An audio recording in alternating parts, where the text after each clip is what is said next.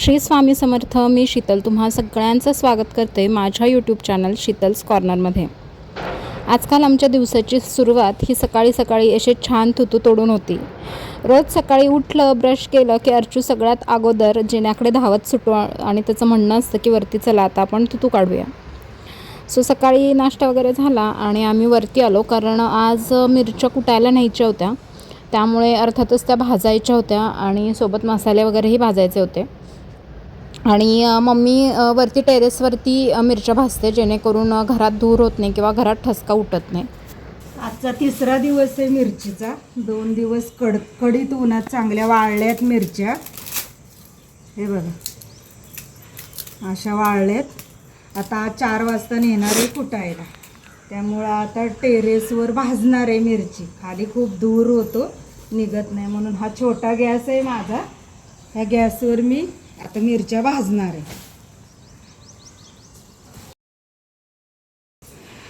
तू काय करतो इथे? मम्मी आता मिरच्या भाजणार आहे, ठसका उठणार आहे. तुझा खाली आता जातो का? हां, सांडशीर आहे, मिरच्या भाजणार आहे ना.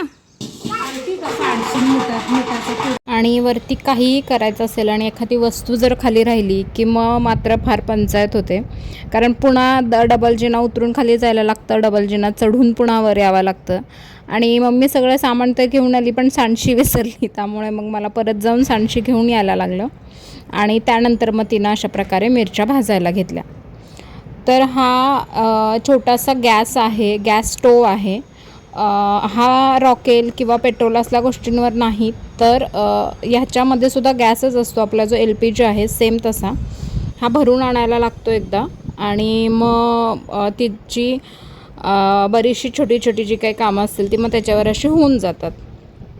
सो असा हा छोटासा गॅस आहे. सो त्यानंतर मम्मीने मिरच्या भाजायला घेतल्या.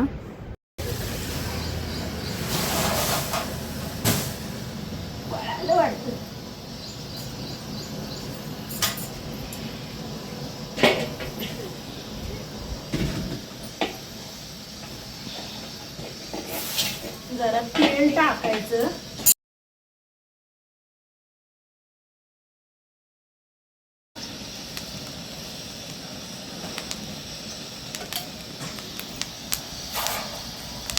नुसती वाफ दिली तरी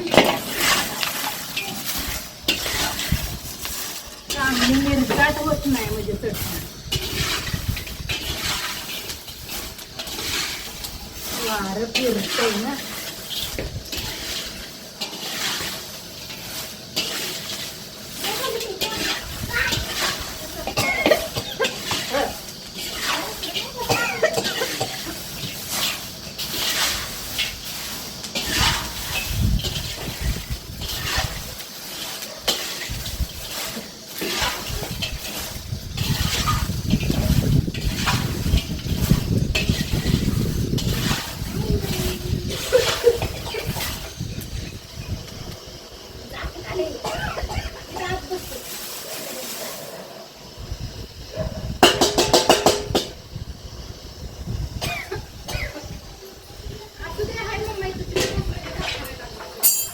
तर अशा प्रकारे थोड्या थोड्या मिरच्या भाजून ती त्या सगळ्या पुन्हा एकदा उन्हामध्ये टाकत होती, कारण आम्हाला 4 वाजता नंबर मिळाला होता चटणी कुटण्यासाठी डंकावरती. आणि आत्ता साधारण 11 वाजले होते, त्यामुळे वेळ होता 4-5 तासांचा. सो तिचं म्हणणं होतं की तेवढ्या 4-5 तास अजून मिरच्या खडखडीत वाळतील. त्यामुळे मग ती सगळ्या मिरच्या अशा थोड्या थोड्या भाजून उन्हात टाकत होती. नुसती बेडगी मिरची आहे, ही पण वाळली आहे चांगली. थोडी ओली आहे, पण ती 4 वाजेपर्यंत सुकत. तिची नुसती पूड करणार आहे मी वेगळी.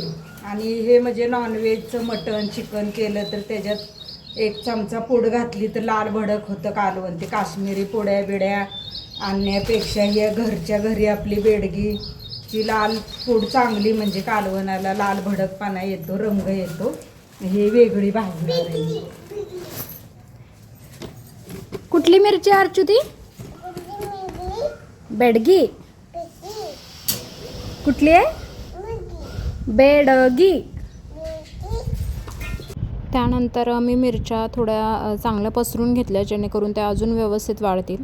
आणि तुम्ही अर्चूची लुडबुडमध्ये बघू शकता त्याला 2 वेळा मी खाली सोडून आले होते, पण तो परत वर येत होता. आणि भाऊंचं असं झालं होतं की आता मी काही त्याला बघणार नाही, कारण तो सारखा वरती पळतो आहे आणि मी किती वेळा त्याच्या पाठीमागे वर खाली करू. तर म्हटलं ठीक आहे चला. आणि तसंही सावली होती, प्लस त्याला माहीत नाही का पण त्याला ठसका लागत नव्हता मिरचीचा. मला खरं तर वाटलं होतं की त्याला पण खूप ठसका लागेल, म्हणून मी त्याला सतत दरडावून खाली पाठवत होते. पण तो परत परत वरती येत होता की ह्या दोघे काय करतात. मग मम्मी म्हटली ठीक आहे चल, नको ओरडू त्याला, जर नाही त्याला त्रास होते तर बसू दे. त्यामुळे मग तो पण छान बसला होता आणि हे सगळं बघत होता, एन्जॉय करत होता. आणि होत असं होतं की ॲक्च्युली वाऱ्याच्या फ्लोमुळे तो वास पटकन निघून जात होता तिथून, त्यामुळे फारसा ठसका उठत नव्हता, त्याला त्रास होत नव्हता. मग म्हटलं ठीक आहे चला असू द्यात, बघतोय तो बघू देत त्यालाही हे सगळं. आणि मस्त सावलीत बसून साहेब बघत होते. जेव्हा मी हे पसरायला आले तर बरोबर तिथे चप्पल्स आहेत मम्मीच्या, त्या चपला घालून साहेबांचं चालणं चालू होतं. आणि आय गेस लहान मुलांची खूप आवडती सवय असते की स्वतःच्या शूज किंवा चप्पल्सपेक्षा मोठ्या माणसांचे शूज आणि चप्पल्स घालून चालायला त्यांना फार आवडतं. सो अर्चू त्याला अपवाद कसा असेल सो त्यालाही नेहमी अशा मोठ्या चपला घालून चालायला खूप आवडतं. सो मग अशा प्रकारे सगळ्या मिरच्या छान पसरून घेतल्या. आणि जसं मी मागाशी म्हटलं की 4 वाजेपर्यंत त्यांना ऊन देणार होतो आणि त्यानंतर मग कुटण्यासाठी न्यायच्या होत्याच. आता जेव्हा मिरच्या भाजून झाल्या त्यानंतर मग आम्ही खाली गेलो, कारण मसाले सगळे मम्मी खालती आपला जो नेहमीचा किचनमधला गॅस असतो त्याच्यावरतीच भाजणार होती. त्यामुळे मग फक्त तिने मिरच्या भाजल्या होत्या वरती, जेणेकरून त्याचा ठसका घरात उठणार नाही. आणि बराच वेळ तो वास मग घरामध्ये राहतो आणि ठसकल्यासारखं वाटतं. सो फ्रेशपणा लवकर येत नाही घरात, त्यामुळे मग ती शक्यतो दरवर्षीच मिरच्या ह्या वरतीच भाजते. पण मसाल्यांचं एवढं नसतं, उलट मसाल्यांचा वास छान वाटतो घरात. आणि मसाले पटकनही भाजून होतात, त्याचा ठसका फारसा उठत नाही, लहान मुलांनाही त्याचा त्रास होत नाही. त्यामुळे मग मसाले खालीच ती भाजणार होती, कारण शेवटी किचनमधला गॅस हा एक जो कम्फर्ट असतो तो कम्फर्ट दुसऱ्या कुठे येत नाही. त्यामुळे मग मसाले सगळेच ती खाली भाजणार होती. सो जशा मिरच्या भाजून झाल्या आणि त्यानंतर आम्ही वाळण्यासाठी त्या ठेवून दिल्या आणि मग आम्ही दोघीसुद्धा खाली आलो. 2 दिवसांचं पूर्ण ऊन दिलं आहे या मिरच्यांना. त्यानंतर देठं काढून व्यवस्थित भाजलेत आणि आता आज परत 4 वाजेपर्यंतचं ऊन देणार आहे ह्यांना आणि 4 वाजता मग कुटायला नेणार आहे. इकडं मीठ आहे, 1 किलो मीठ आहे हे, आणि हे सुद्धा असं उन्हात सुकायला टाकलं आहे, जेणेकरून त्याच्यातलं पण पाणी आर्द्रता जे काय असेल सगळं निघून जाईल आणि चांगलं कोरडं होईल मीठ.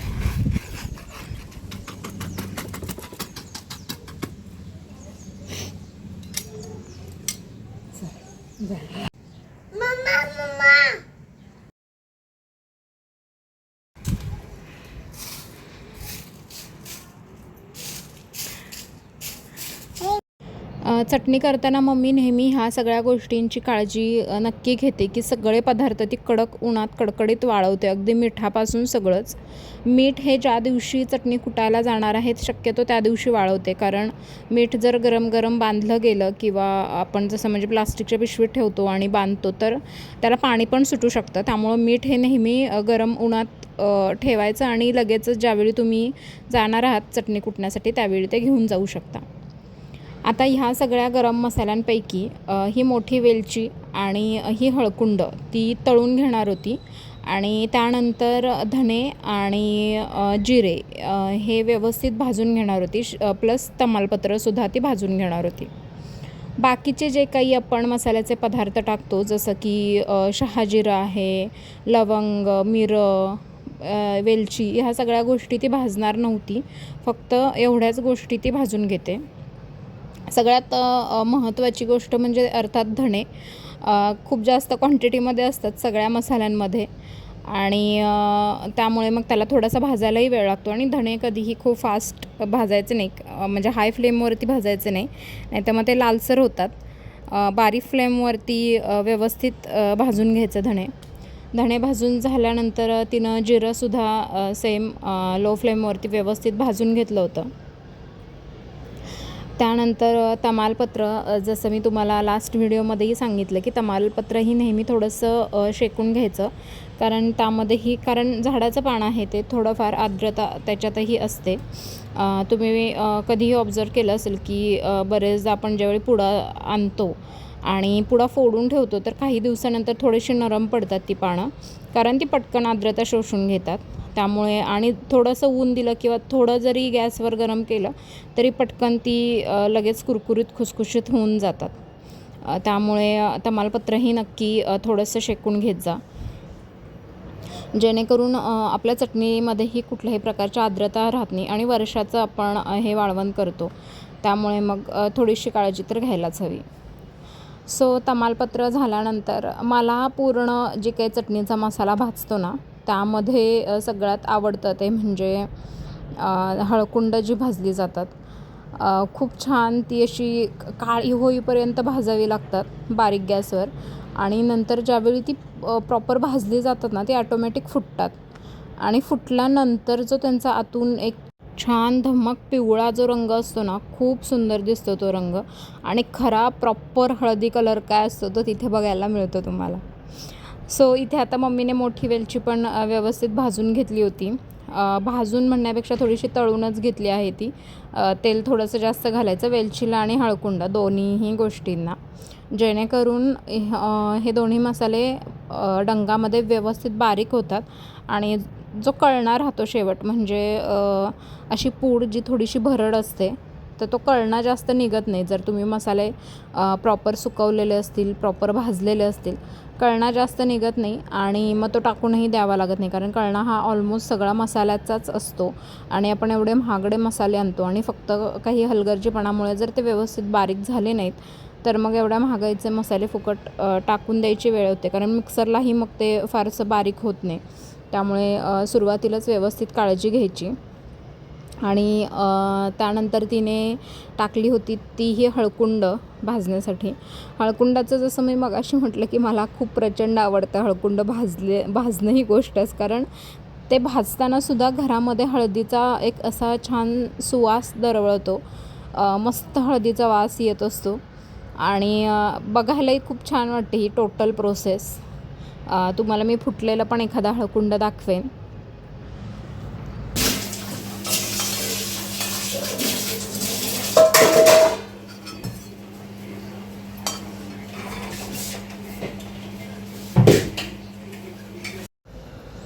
इथं बघू शकता हे एक फुटलं आहे हळकुंड. ज्यावेळी अशी फुटतात त्यावेळी ती परफेक्ट भाजली गेली आहेत, हे साईन असतं त्याचं. आणि आतला रंग बघू शकता कसा पिवळा धम्मक आहे. सो हळकुंड ही छान भाजून झाली होती. त्यानंतर हिंगही भाजून घेतला. हिंगाचं सुद्धा सेम आहे, बारीक गॅसवर भाजायचं. हिंग खूप फास्ट फ्लेमवरती भाजायचं नाही, जेवढा बारीक गॅसवर भाजाल तेवढा तो छान फुगतो. सो बारीक गॅसवर मग हिंगही भाजून घेतला. हिंगाचा रंग हा असा पूर्णपणे पांढरट झाला की तुम्ही हिंग भाजणं थांबवू शकता, कारण असं झाला म्हणजे हिंग हा पूर्णपणे भाजला गेला आहे.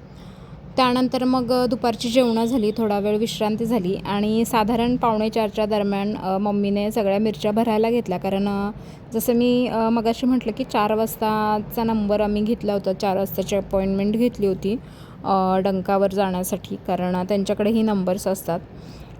सो त्यांनी 4 वाजता बोलावलं होतं. त्यामुळे मग मम्मीने मिरच्या भरायला घेतल्या आणि इतकं कडक ऊन लागत होतं ना की काही विचारू नका. सो मग सगळ्या मिरच्या पॅक केल्या आणि आम्ही डंकावरती निघालो. तुम्हाला जर माझे व्हिडिओज आवडत असतील तर माझ्या चॅनलला लाईक, शेअर आणि सबस्क्राईब करायला अजिबात विसरू नका. सोबतच बेल आयकनही प्रेस करा, म्हणजे मी टाकलेल्या व्हिडिओचे नोटिफिकेशन सगळ्यात अगोदर तुम्हाला येतील व एकही व्हिडिओ मिस होणार नाही. So please like, share and subscribe my channel. आणि इकडे पिल्लू पण आलंय वरती. सुकलं का मीठ बाबू? मीठ सुकलं का ते? सुकलंय ना? वाव, हो काम करतोयस? काय काम करतोय तू? यम्मी यम्मी बनवतो. काय यम्मी यम्मी बनवतो? चिकन. अयो, कुठे चिकन? हा बनवतोय अजून? अगं चिकन बनवतोय तो. अगं मला चट्टीला जायला अगं चिकन बनवते त्यो. हा, खाली चल, खाली चल. चल खाली.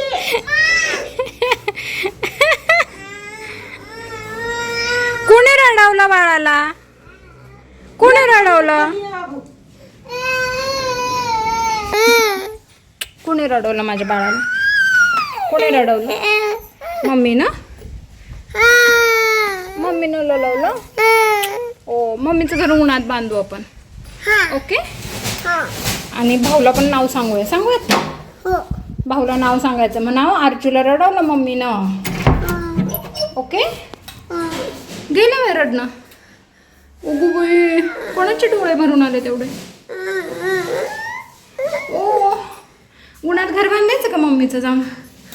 उन्हात कडक कडक कडक उन्हात है ना.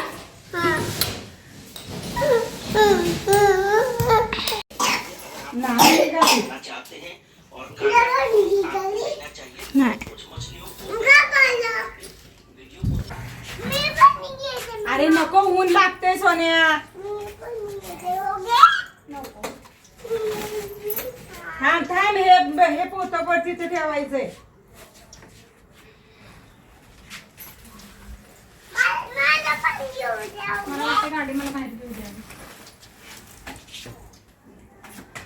आमच्यापेक्षाही जास्त एक्सायटेड अर्चित होता बाहेर जाण्यासाठी आणि त्याला इतकं समजावूनही ऐकत नव्हता. त्यामुळे फायनली आम्हाला त्याला घेऊन जावं लागलं. आणि खरं तर मी मम्मीला फक्त पोहोचवून लगेचच येणार होते. त्यामुळे मग म्हटलं ठीक आहे चला घेऊन जाऊ त्याला. 5 मिनिटात लगेचच रिटर्न यायचं आहे.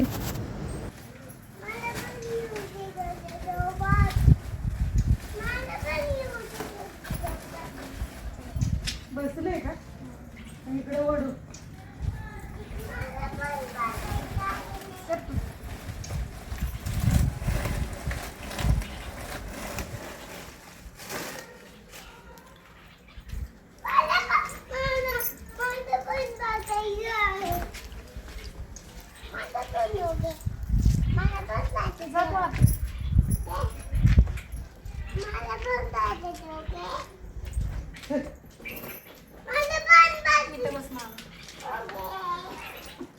खरं तर आजचा दिवस हा इतका हेक्टिक होता की एका व्हिडिओमध्ये सगळं कवर होणं शक्यच नाही. सो पुढच्या सगळ्या जर्नीसाठी भेटूया नेक्स्ट व्लॉगमध्ये. तोपर्यंत माझ्या चॅनलला लाईक शेअर आणि सबस्क्राईब करायला अजिबात विसरू नका. Thanks for watching and stay tune.